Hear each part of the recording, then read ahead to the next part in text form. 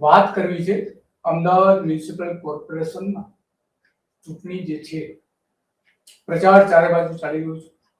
કાર્યકરો દોડાદોડી કર્યા છે તમામ પક્ષના. જાત જાતને બાતના ચૂંટણી વચનો આપવામાં આવ્યા છે. એ વચનો કેવા છે? 5 વર્ષ પહેલા જે વચનો આપ્યા હતા એની આજે શું પરિસ્થિતિ છે એની તુલનાત્મક આપણે વાત કરવી છે કે નેતાઓ વચનો આપે છે પરંતુ વાસ્તવમાં અમલ કેટલો કરે છે. લોકોને લોભાવે છે, બધું જ કરે છે, લોભાવણા વચનો આપે છે, પરંતુ વાસ્તવમાં થાય છે કેટલું કામ, એ વાત કરવી છે. અને એ વાતની વચ્ચે આપણી પાસે એક સારું ઉદાહરણ છે, ડોક્ટર કૃષ્ણા ઠાકર, કે જે એક સમયે અમદાવાદમાં સૌથી વધારે મતથી ચૂંટાયા હતા કાઉન્સિલર તરીકે ઠક્કરનગર વોર્ડમાં, કે જે નિકોલમાં આવે છે. આપણા ભારતીય જનતા પાર્ટીના જે પ્રદેશ પ્રમુખ છે કે ત્યાંના ધારાસભ્ય છે નિકોલના, એ વિસ્તારમાંથી આખા અમદાવાદમાં સૌથી વધારે મતથી ચૂંટાયા હતા 2010માં. બીજા નંબર ઉપર હતા અમિત શાહ, કે જે મેયર હતા પેલા ગૃહપ્રધાન વાળા. તો આ આખો એક હિસ્ટ્રી ધરાવતા આપણે જોઈ શકીએ છીએ તસવીરમાં. એમની આજે હાલત એવી છે કે એમને એક્સિડન્ટ થયું અને ફ્રેક્ચર થયું, એના કારણે હોસ્પિટલમાં ફિઝિયોથેરાપી માટે રોજ લઈ જવા પડે છે અને લાવવા પડે છે. પરંતુ એની જે સોસાયટીની બહાર જે રોડ બનેલો છે એ રોડની કેવી હાલત છે કે એમને ઊંચકીને લઈ જવા પડે છે. રોજ 4 લોકો ખુરશીમાં બેસાડીને ઊંચકીને જ્યાં સારો રોડ આવે છે ત્યાં સુધી લઈ જવા પડે છે. તો એ એક ઉદાહરણ તરીકે આપણે વાત કરવી છે કે એક સમય એવો હતો કે જે આખા અમદાવાદમાં સૌથી વધારે લીડથી 8000 મતની લીડથી ચૂંટાયા હતા. એ કાઉન્સિલરની ઘરની બહાર કેવી હાલત છે. અને બીજી બાજુ ભારતીય જનતા પાર્ટીએ જે ચૂંટણી ઢંઢેરો બહાર પાડ્યો છે એના વચનો કેટલાક જોવા છે, અને ગયા વખતે જે વચનો આપ્યા હતા એમાં શું પરિસ્થિતિ છે, અને જે નવા વચનો આપેલા છે એમાં વાસ્તવિકતા શું છે એ વાત કરી છે. તો પેલા ચૂંટણી ઢંઢેરો આપણે જોઈએ. વ્યવસ્થા કરવાનું આયોજન કર્યું છે.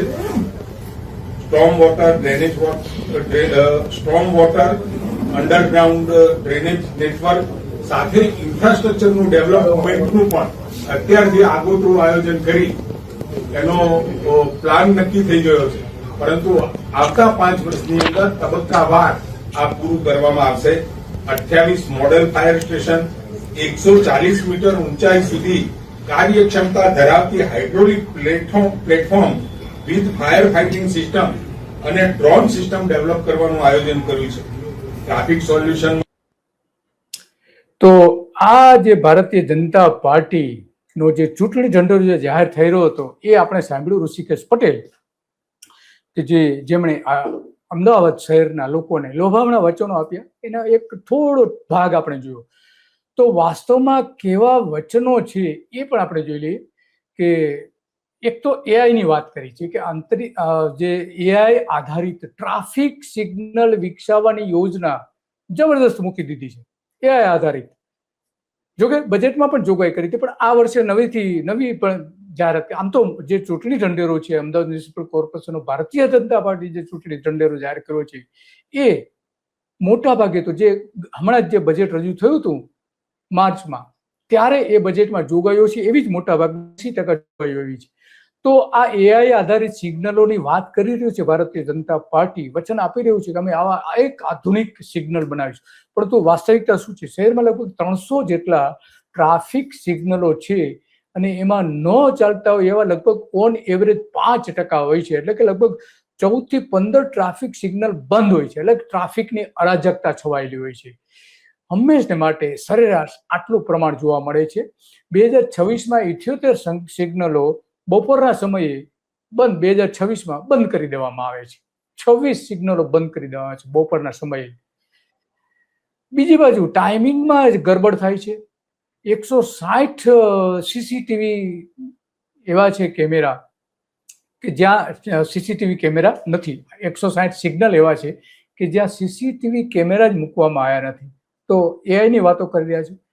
બીજું વચન આપ્યું છે સૌથી મોટું, કે શહેરના સ્લમ મુક્ત શહેર કરાશે.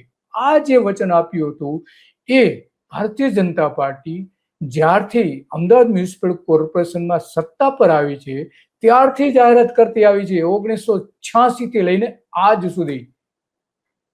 બોલો, તો આજે 40 વર્ષ થયા પહેલી સત્તા મળી ત્યારથી કે અમદાવાદને અમે ઝૂંપડા મુક્ત શહેર બનાવીશું. પણ આપણે જાણીએ છીએ ઝૂંપડા મુક્ત એટલે કે ઝૂંપડાઓની જગ્યાએ પાકા મકાનો તો બનાવી શક્યા નથી. એના કારણે બુલડોઝર ફેરવીને સરકાર અને મ્યુનિસિપલ કોર્પોરેશન સાથે મળીને અમદાવાદમાં ઓછામાં ઓછા 25,000 મકાનો એક જ વર્ષમાં તોડી પાડ્યા છે. અને એના આગલા વર્ષે લગભગ એટલા જ, અને આ 2026માં જે તોડવાના છે એ પણ એટલા જ છે. તો તમે 75,000 મકાનો ઉપર બુલડોઝર ફેરવવાનો છે રસ્તા પહોળા કરવાના બદલે, કરવાના બહાને, અને બીજું કે દબાણના બહાને ઝૂંપડાઓ તોડો છો, પાકા મકાનો તોડી નાખો છો. અને બીજી બાજુ મકાનો 50,000 મકાનો બનાવવાનું વચન આપ્યું છે. તો એ 50,000 મકાન બનાવવા સ્લમ ફ્રી માટે કે જ્યાં ઝૂંપડાઓ છે ત્યાં, તો એમાં વાસ્તવિકતા એ છે કે 11 સ્લમ વિસ્તારોને રીડેવલપ કર્યા છે અને માત્ર 5,000 મકાનો બાંધવામાં આવ્યા છે. બોલો, આ વચનની વાસ્તવિકતા છે. અને કેટલાક તો નવા પણ બની ગયા છે. બીજી બાજુ ટીપી સ્કીમમાં જે દૂર કરવામાં આવ્યા હતા એવા પણ કેટલાક હતા. 2026માં 650 થી 700 ની વચ્ચે 7 લાખ લોકો ઝૂંપડામાં રહેતા હતા અમદાવાદમાં. 7 લાખ લોકો, અને તમે સ્લમ ફ્રી બનાવવાની 40 વર્ષથી વાતો કરી રહ્યા છો. મૂળભૂત સુવિધાઓ વગરના વિસ્તારો જે રહે છે એ 2011, 12, 13 દરમિયાન સ્લમ ફ્રી સિટી બનાવવાની જે યોજના બનાવી હતી એ યોજના બનાવી. આજે 15 વર્ષ થઈ ગયા છે, કોઈ જ એમાં અમલ દેખાતો નથી. બીજી બાજુ ફાટક મુક્ત કરવાની વાત કરે છે, પણ 33 ફાટક, જે લગભગ 70 જેટલા ફાટકો છે એમાંથી 50% જ માત્ર મુક્ત થઈ ગયા છે. વારંવાર એની જાહેરાત કરી. નીતિન પટેલ જ્યારે મિનિસ્ટર હતા ત્યારે એમણે જાહેરાત કરી હતી કે અમદાવાદમાં એક પણ ફાટક એવી નહીં હોય કે જ્યાં અમે બ્રિજ ન બનાવી દીધો હોય, તો અંડરબ્રિજ ન બનાવ્યો હોય. તો 2030માં બીજી જે ઇલેક્ટ્રિક કાર લાવવાની વાત કરી રહ્યા છે.